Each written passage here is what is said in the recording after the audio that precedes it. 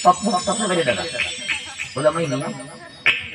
महाराज अभी तक कथा कहीं कहीं मैदान में कराए, ग्राउंड में कराए, मंगल भवन में कराए, तो शमशान में करा लो कथा। मगर पप्पू चलना पड़े। बोले का है?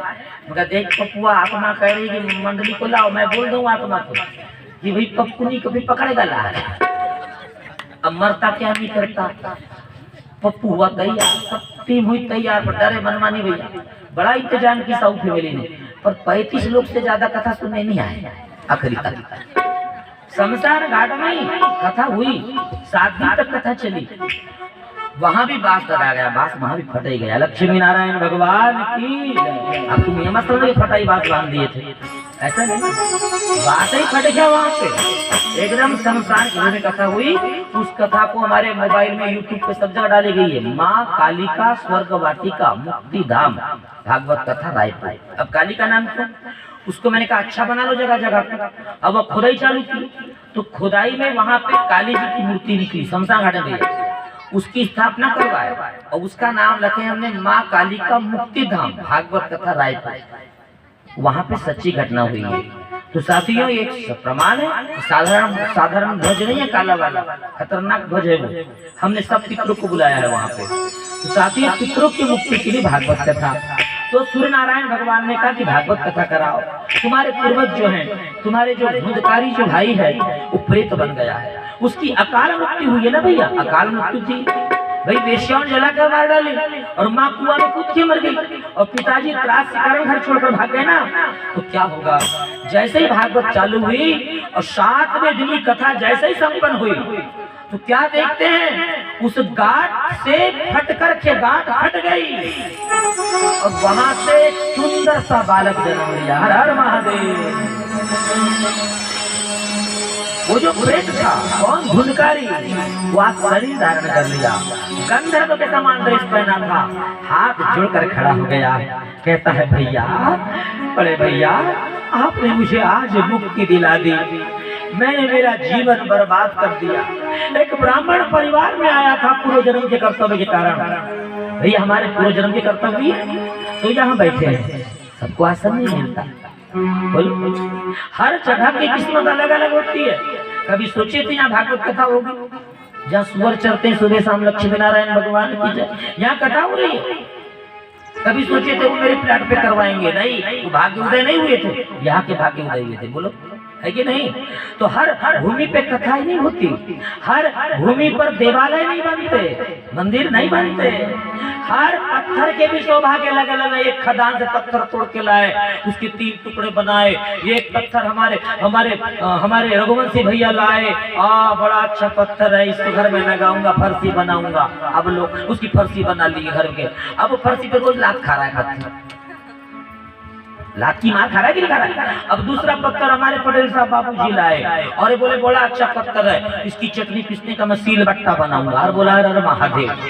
अब उसका आधे पत्थर का सील बट्टा सील लोड़ा और मिर्ची खा रहा है रोज रोज रोज रोज। अब एक पत्थर और मिला, ओ हमारे बड़े भैया ले आया, बोले ये भी अच्छा पत्थर है। ओहो, बोले नहीं नहीं नहीं, इसको तो शंकर जी बनाऊंगा। और जैसे ले रहे पेंटर के पास, शंकर जी क्या करके दे दिया। अब बताओ वही वाला पत्थर एक लात खा रहा है मिर्ची की, मिर्ची ले रहा है। और एक पत्थर शंकर जी बनकर दही दूध घी साथ शक्कर से अभिषेक करवा। हर हर महादेव।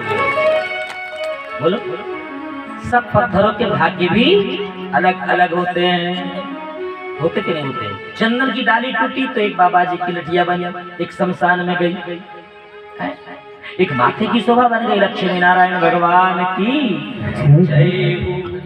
साथियों बताइए, धुंधकारी उस समय कह रहा है कि भैया मैंने जीवन में अच्छा कर्म कभी किया रहा होगा, तो मुझे ब्राह्मण कुल में मेरा पालन पोषण हुआ। ब्राह्मण तो था नहीं, वो किसी और की संतान थी, डुप्लीकेट मॉडल था। लक्ष्मी नारायण भगवान की जय।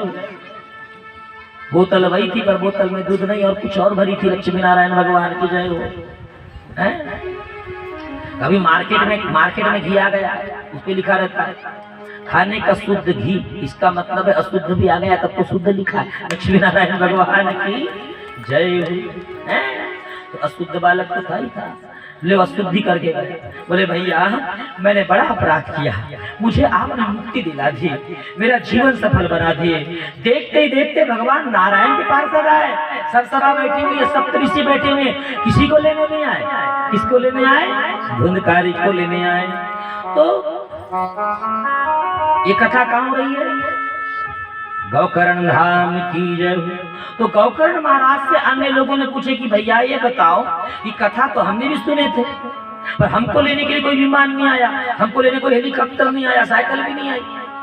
और बोले वो धुंधकारी जो भूत था, प्रेत था, जिसको बैठने को चटाई में जगह नहीं मिलती थी, जिसको हवा उड़ा के बार बार रह जाती थी, जो बास में बैठकर कथा सुना, उसे लेने के लिए विमान क्यों आया? बोले सुनने का अंतर। लक्ष्मी नारायण भगवान की जय। उसने कथा मुक्ति के लिए सुना, उसे आवश्यकता थी। उसके सुनने के भाव तार परमात्मा से जुड़े हुए थे। केवल हे श्री कृष्ण मेरी मुक्ति चाहिए, हे श्री कृष्ण मेरी मुक्ति चाहिए, मुझे प्रेत से मुक्ति, केवल परमात्मा से लगन लग गई थी। इस कारण साथियों हुआ यूं कि उसकी मुक्ति हो गई। क्योंकि साथियों सुनने के लिए परमात्मा को प्राप्त करने की कंडीशन होती थी भाई साहब। पहली बात तो समर्पण, क्या होना चाहिए बाबूजी? समर्पण। नंबर 2 विश्वास, और नंबर 3 रिलेशनशिप, संबंध। परमात्मा से जुड़ने की केवल 3 कंडीशन है। जिसकी आप पूजन कर रहे हैं उस पर अपना समर्पण रखें कि परमात्मा तू मेरा है, मैं तेरा हूं, तुझे भूलूंगा नहीं। नंबर 2 विश्वास, ये जो प्रतिमा रखी है ये मेरे नारायण हैं, ये मेरे लड्डू गोपाल हैं, ये मेरे कन्हैया हैं, ये मेरे कान्हा हैं, ये आपका समर्पण हो जाना चाहिए, विश्वास होना चाहिए। आपको विश्वास नहीं है तो क्या है? पीतल की मूर्ति, 300 रुपए का पीतल, और क्या? बोलो क्या है?